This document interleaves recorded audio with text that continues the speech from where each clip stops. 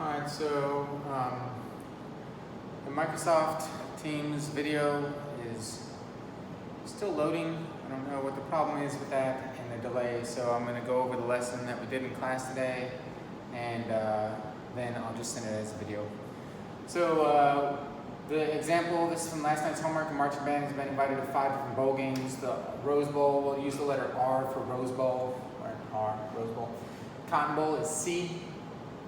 Hula Bowl is H, Sugar Bowl is S, and the Orange Bowl. There's 100 members of the marching band, and they're going to vote to decide which one they want to attend. And so we talked about using the plurality method. The plurality is which has the most number of first place votes, and it was a consensus that the Rose Bowl was the winner, according to this, using the plurality method. Then we said, does this seem like a good representation of where the marching band really wanted to go? And upon further observation, people decided that that's not really where people wanted to go. And the big problem was that although 49 people voted Rose Bowl first, 48 plus 3, so 51 people, the majority, more than half, voted Rose Bowl last. So they didn't think that would be a good representation. And when I asked what would be a better representation, students in the class seemed to think that H, the Hula Bowl, would be the best for everyone, because the Hula Bowl was either first or second on all the ballots. So we thought that would be a better representation. So does this seem like a good representation? No. Why or why not? 51%, which is a majority, voted Rose Bowl last. And then it didn't ask this, but I did, and so we said the Hula Bowl is a better choice. So the Hula Bowl is a better choice. All right, and then we completed that problem. We moved on to some notes. The Condorcet criterion. This is a fairness criterion. So when we talk about an election, we want it to be fair. And since we want an election to be fair, we have certain measures that tell us if an election is going to be fair or not. And those are called criterion. And so far, we learned of something called the majority criterion. So the majority criterion, I asked the class, I said, do you think it's fair that if someone wins the majority of votes, that they should be elected, the winner of the election? And the class seemed to think that was a good idea. If the most people, the majority of people, more than half of the people thought that they should win, then that should be the first place. So that's the fairness criterion we talked about yesterday. And then this is a new criterion, and the Condorcet criterion,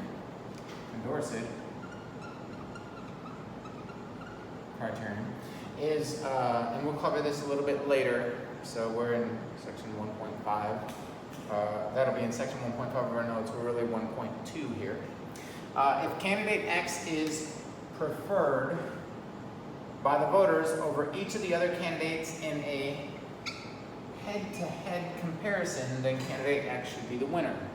In other words, if candidate X head-to-head defeats candidate Y, and candidate X defeats candidate Z, and candidate X defeats candidate W, and candidate X defeats every other person that is a candidate head-to-head in the election, then they should win the election.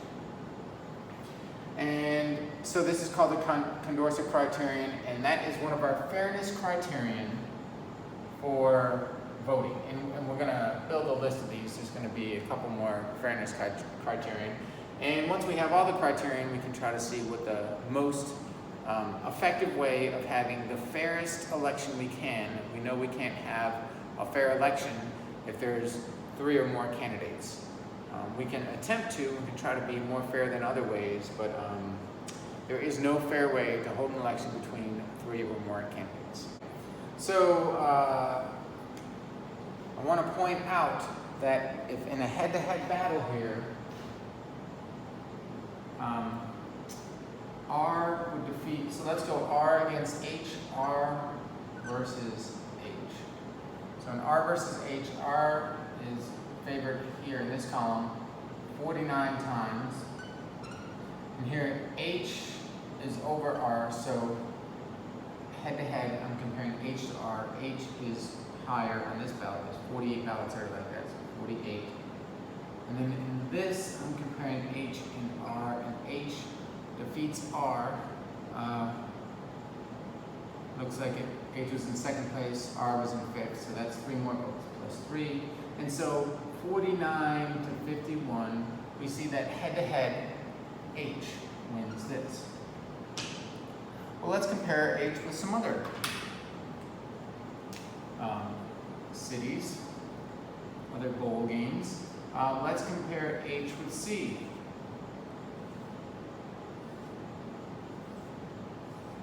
So let's do H versus C. Here, the Hula Bowl has 49, been voted for 49 times higher than C, so that's 49. And here the Hula Bowl is 48, so that's plus 48. And here the Cotton Bowl is voted above, the Hula Bowl, and that's 3 times. So that's going to be 97 to 3. So the Hula Bowl seems to win head-to-head in that contest. We got some other stuff going on here. Let's see the Hula Bowl against the Orange Bowl. So Hula Bowl against the Orange Bowl, Hula Bowl against the Orange Bowl.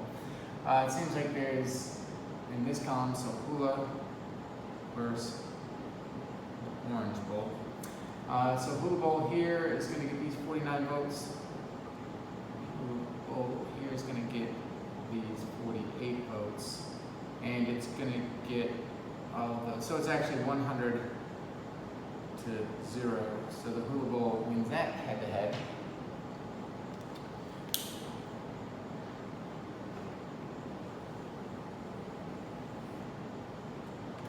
Alright, so Hula Bowl has gone against the Rose Bowl, the Cotton Bowl, and the Orange Bowl. So the Rose Bowl, Cotton Bowl, Orange Bowl. And the only one left is the Sugar Bowl. So now we're going to compare the Hula Bowl to the Sugar Bowl. So Hula against Sugar Bowl, Hula against Sugar Bowl, Hula against Sugar Bowl. And as you can see, Hula Bowl is on top in this column, and in this column, and in this column. So when the Hula Bowl goes against the Sugar Bowl, the Hula Bowl wins 100 to 0. And so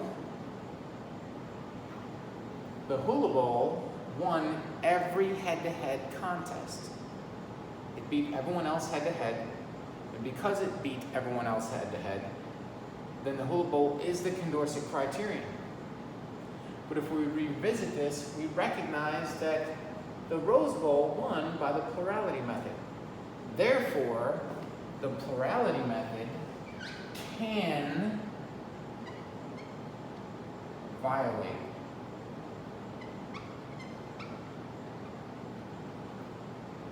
the Condorcet criterion. It doesn't mean it does every time, but we have a specific example where it does, and if it happens once, it can happen more than once. So the plurality method can violate the Condorcet criterion.